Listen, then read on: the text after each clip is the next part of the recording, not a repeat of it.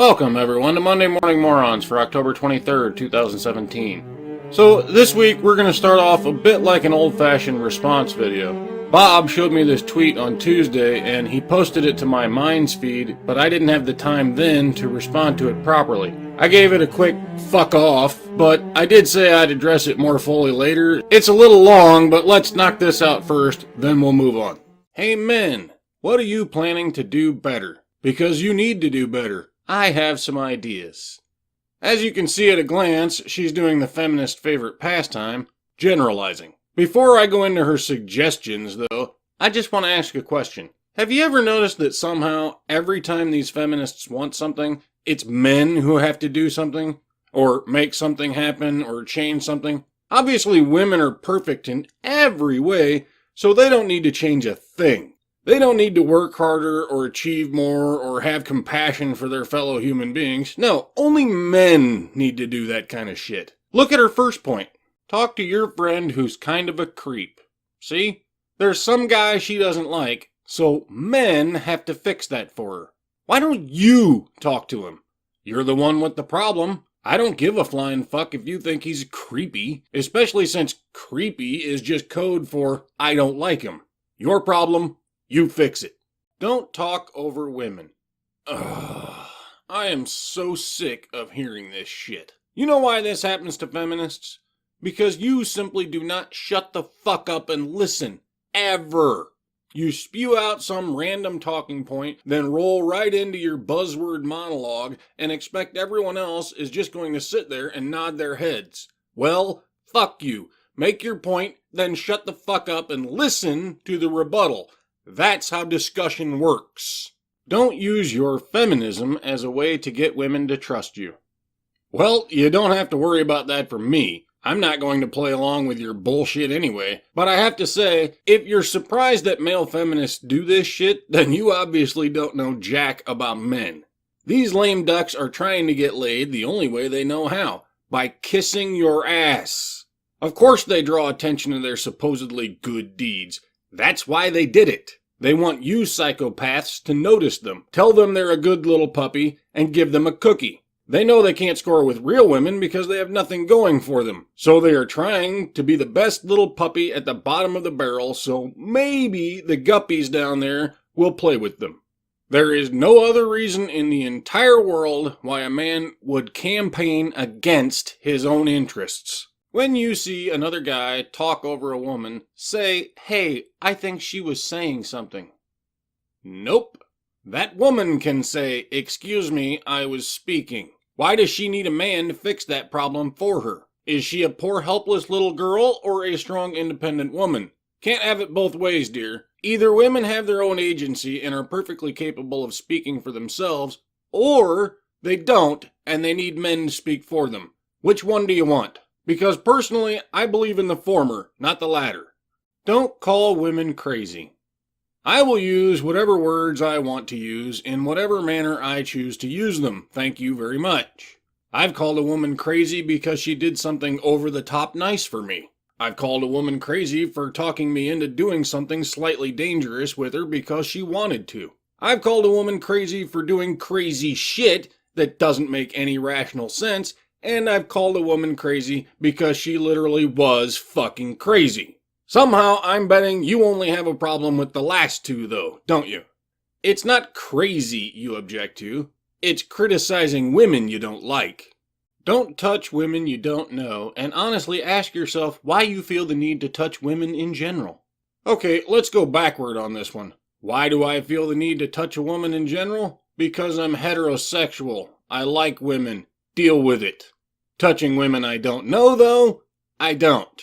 And I don't like that shit when random women I don't know touch me either. That's right, you arrogant cunt. Women do that crap too. Do you feel that any woman on earth owes you something? She doesn't. Interesting, because this entire list shows that you think all men on earth owe you something. Newsflash, they don't. As for the respect part, piss off. Respect is earned, not given. If you're a cunt, I'm going to treat you like one. Not assuming all men are the same would be a good place to start. Don't send pictures of your penis. Don't send pictures of your boobs. Don't send pictures of your butt. Don't send pictures of you dancing around the house in lingerie. Don't send pictures of you doing that ridiculous duck lip shit. Yep, that's right, honey. Women do this kind of shit too. Difference is, men don't spend all day, every day, bitching about it. We delete the pics and get on with our lives. Why can't you do the same? If a woman says no to a date, don't ask again. Has to be talking about the tiny percentage of very persistent guys here, because most men won't. Rejection hurts, you narcissistic cunt. When most of us get rejected, we're not in a big fucking hurry to repeat it. If a woman has not given an enthusiastic yes to sex, back the hell off. If a man hasn't specifically and enthusiastically told you yes, back the fuck off. There. Now, if men agree to your rule and women agree to mine, then poof, no more sex for anyone. Happy now? Seriously, I think some of you retards need to get laid before you start giving the rest of us advice about how you think it's supposed to work. If a woman is really drunk, she cannot consent to you, and she also cannot consent to your buddy who seems to be trying something. Your buddy is your responsibility, so say something and intervene. No, he isn't. My buddy is a grown man. He's responsible for himself. And while we're at it, if a drunk woman cannot consent, then neither can a drunk man. Why do you morons always assume that a drunk woman is completely absolved of personal responsibility the minute alcohol touches her lips? But the dude bonging six-packs over there is totally responsible for not just his own actions, but hers as well. Drink responsibly or not at all. If you're planning to get that fucking wasted, do it at home with people you trust, not at a party with dozens of dipshits you don't know. Common sense goes a long way. Get some, and quit blaming me for all your bad choices. If you do the right thing, don't expect praise or payment or a pat on the back or even a thank you from that woman. Okay, if you do the right thing, don't expect a promotion, a raise, a pat on the back, a corner office, or even a thank you. Congratulations, you just did the fucking job we're paying you for. Involve women in your creative projects, then let them have equal part in them. Fuck off. If I wanted you to take over my project, flip it on its head, tell me how you want it done, then expect me to do it to your exacting specifications, then I'd have invited you. But I didn't. You do the math. Don't make misogynistic jokes. Because there's nothing funny about women, right? Don't expect women to be nice or cute, and don't get upset when they aren't those things. Right, expect nothing from women, while you sit down and actually write out a list of the shit you expect from men. Self-aware much? Apologize when you've fucked up without giving an excuse, and yes, the reason is also an excuse. Okay, so I don't think you know very much about women either. I'm sorry is never enough. If it were, women wouldn't spend the next 12 hours asking questions. What happened? Why did you do that? Why didn't you do this? How did that happen? What were you thinking? Don't you care? Why didn't you think about me? Guys, you know what I'm talking about. If I'm sorry is all you want, then don't ask questions. Further, the same maxim applies to women. When you fuck up, is it so tough to just say, my bad, sorry? Apparently it is, because the tears start rolling and out comes the guilt trip. Well, you did this, and you said this, and you didn't do that, and why don't you love me? Why? Don't punish women for witnessing your vulnerability. Don't broadcast our vulnerabilities to your gaggle of hens.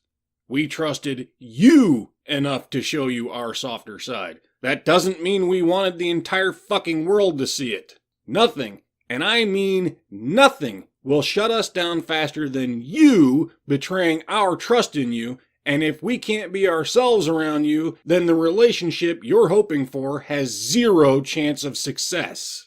Don't get defensive when you get called out. Good grief. Have you ever actually spent time with any real people? Everyone does this. It's completely natural. Women are fucking experts at this shit, I might add. They frequently take insult to some of the most innocuous comments. Hey, honey, can you pass me the bread? What am I, your fucking slave now or something? I have to do everything for you? You're like a damn child. Ree!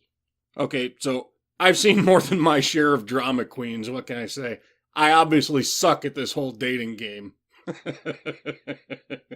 Don't need to witness a man being horrible in order to believe he's horrible. Trust and believe women. Fuck you. You can rephrase this any way you like, it's still just listen and believe. No. Women are just as deceptive, conniving, and manipulative as men, if not more. There's no more reason to believe you than anyone else. Trust is earned, and when you talk crazy horse shit like this, I'm not going to trust a damn word that comes out of your mouth. Don't use your power to get women's attention, company, sex, etc. Well, easy fix for that. Just stop women from being attracted to those things. Good luck. If you get asked to be on a panel or team and see that it's all men, say something. Okay, I'll say, thank God there's no quota seat on this team. How's that? No? How about, yes! Now we might actually get some fucking work done around here. Still not what you wanted me to say, is it? Maybe even refuse the spot. Oh, okay. I'm going to walk into the meeting and say, sorry, boss, I have to refuse to do my job until you get at least 50% women in this room. I'm very sorry, but I just can't work in a room entirely populated with people who've earned the right to be here. You need to kick half of them out and get some vaginas in those seats. Start with Tom over there. Yes, I know he's the senior engineer on this project, but that's exactly the problem, sir. We need a woman to tell us what to do. How about Kathy? Yes, well, she's only the male girl because you're sexist. She has a BA in gender studies, so she's more than qualified to tell us all what to do, and she's got the right body parts to make this room diverse. She should definitely be in charge because vagina. Yeah, hold your breath and wait for that to happen.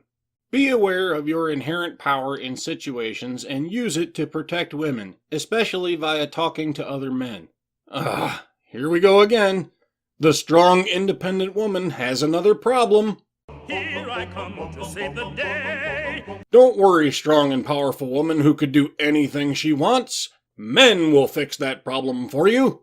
Stop thinking about how women's pain makes you feel pain. Right. Stop being sympathetic. Got it. No, really. I think I'll actually do this one for you. I will immediately stop pretending that your pain causes me a moment of anguish. Happy? Don't read a list like this and think that most of these don't apply to you. Don't make a list and assume half the population of the earth fits those generalizations just because you say so. Okay, Bob, let's get back to our regularly scheduled programming. What's up first? Students storm library, shut down college Republicans meeting. A college Republicans meeting at the University of California, Santa Cruz was taken over by protesters screaming that the group's existence is a threat to the safety of students. Shortly after the CR meeting convened, one student entered the ground floor room of McHenry Library to ask attendees which group was assembling. After being informed that the meeting was a gathering of college Republicans, the student returned about 15 or 20 minutes later with company. One of the ringleaders of the protest was student activist Haik Adamian. I probably butchered the shit out of that name.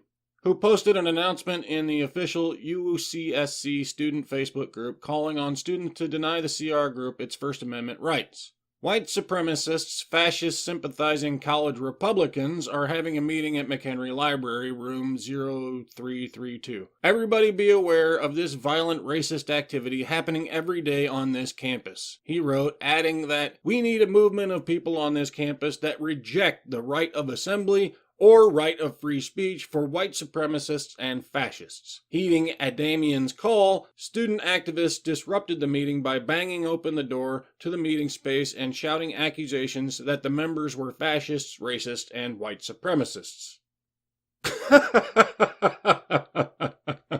I'm sorry, I can't help it, but every time I read shit like this, I just think of Pavlov's dogs. Where Pavlov's dogs responded to a bell, these mindless drones respond to words. Say Republican and they chant fascist. Say conservative and they chant white supremacist. I mean, these idiots didn't actually hear a single word these college Republicans were saying. Not a single one of them was even in this meeting. So what are they talking about? Who knows? They exist. Violence, racism, fascist Nazis. At least they're honest though, huh? They reject the right of assembly and the right to free speech. So, I guess we should take away their right to assembly and free speech. Oh, my bad. You only get to take away those rights from the people we tell you to take them away from. How very not fascist of you. According to UCSC college Republicans, their offers to discuss the concerns of the protesters were met with exclamations that dialogue is violence, after which the protesters called the club's presence a threat to the library and demanded that the CR members vacate the space immediately. Dialogue is violence. You know, I expect that kind of thing from people who literally have no leg to stand on. Look, we can't defend our ideas. They suck, we know they suck, and we're way too stupid to debate them because we don't actually know what the fuck we're talking about. So, you can't speak. Stalin would be so proud. The commotion culminated in one of the student activists running out into the main library area screaming that there were Nazis downstairs. But while the gimmick drew several spectators, many of them expressed indignation at the actions of the protesters. As a Democrat, I am embarrassed that some people on the left act this way, remarked Phil Leonard Vogel, creator of the moderate campus news publication City on the Phil. They give us a terrible name. Yes, they do, Phil. Yes, they most certainly do. And this kind of behavior is spreading. The left is losing its fucking mind if they think they can regain the halls of power with temper tantrums like this. I'm not particularly thrilled with Republicans either, but when my choice is either Republicans or deranged lunatics, it's not really a choice, is it? Let's move on. Liberal men think they know feminism. They really don't. Of course they don't. If they did, they'd oppose it. Now that our culture has finally decided to take violence against some women somewhat seriously. Yeah, that just happened this week. Must have been a time warp that took us back 23 years or something. Conversations that have long happened in hushed tones are taking place in the open. In recent weeks, men throughout so-called enlightened liberal industries have been brought down by allegations of harassment and sexual assault. Yes, allegations. Only allegations. It's funny to me that you dumbasses sit there and say, we don't take this shit seriously, we live in a patriarchy, we live in a rape culture, etc., and yet the very next breath you celebrate that rich, powerful men are brought down by mere accusations. No proof required, no evidence required. You can literally ruin a man's life with an unfounded accusation, and yet men are still the fucking privileged ones. Boy, that is one really shitty patriarchy. The only thing that's surprising is how many of the men who have long abused their power have gotten away with it, in part by hiding it behind a sheen of progressive politics and claims of feminism. Ha! Actually, the only surprising part to me is how long these accusers wait to report this kind of shit. Yes, it's hypocrisy, but it's something more than that. Male feminists have long been a joke for both the right and the left. The alt-right, filled with men who identify as alpha or beta, call them cucks, meaning they are so far down on the scale of hierarchical masculinity, they fall below women. Toots. No self-respecting man identifies himself as a beta. And everyone who calls himself an alpha isn't on the alt-right. And yeah, men who grovel at women's feet, hoping they will condescend to toss them a bone and pat them on the head now and then, do indeed fall below women in my book. Exactly where they choose to be, by the way, so that should make them happy. What feminism should mean to men is not think this thing or vote this way. It's not about using the right language to describe women or learning a respectful behavior toward women on the street. I guess you need to educate the feminists too then, because that's exactly what they think it means. It's a project that needs to illuminate the dark, unconscious urges that power the violent behavior. Feminism should be a spiritual awakening for men. It should be a revelation of the ways they have participated in the oppression of women in both public and private spheres. It should show them the parts of themselves, their own feminine nature, and their capacity for compassion and vulnerability that they have dismissed as mere weakness that need to be reclaimed. It is a psychological, even a spiritual project, not merely a political one. And until it is, feminism might as well not exist for men. That so few men even seem to realize this work is required does not bode well for the near future of masculinity. The reports of harassment and assault will continue to roll in, and up-and-coming predatory men will replace the fallen predatory men, and men will continue to be surprised to discover that under their feminist t-shirt beats the heart of a predator. Exactly. It's a bullshit narrative that men are all evil, vile creatures at heart, unworthy to exist on the same plane as the perfection known as women. And the only way they could ever hope to at least pretend to redeem their irredeemable black souls is to become feminine. Because only the feminine is good. And only through casting off all traces of the masculine and embracing all aspects of the feminine can a man hope to become worthy enough to prostrate himself before the pedestal of womanly perfection. And that's why we oppose it, so thanks for clearing that up for us. Next one, Bob. Students love Trump's tax plan when told it's Bernie's. First, one of Bernie Sanders' plans is to enhance the child tax credit, which is tax money given back to families when they have children. What do you think of that? Positive or negative? Positive. All right. Same. I was a social worker, so I understand how important tax credits like that are. Parents that have children go through a lot, and I think giving back money to them really, in turn, helps the children. I can't play the whole video for you, of course, but it's linked below so you can go watch it for yourself. Honestly, this doesn't surprise me at all. Someone did a similar kind of thing during the election. I don't remember who it was, but they went out and asked these people what they thought of various proposals Hillary had made. They liked them. They even defended them, until it was revealed these proposals were actually Trump's. Now, to be fair, I'm sure you could find people doing this shit in the other direction as well. I mean, supporting some of Obama's policies if you told them it was Bush's idea, shit like that. Sadly, that's the state of the American electorate. As a people, we don't listen. We see R's or D's. That's it. Discussion over.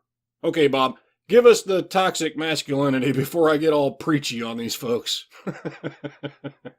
Wisconsin mom faces life in prison for allegedly setting autistic son on fire. Criminal charges have been filed against a mother accused in the death of her 4-year-old son, her only child, who had autism. The accused is 23-year-old Amelia DeStasio, who faces a charge of first-degree intentional homicide in the death of Antonio DeStasio, which happened on September 28th near 17th and Grant.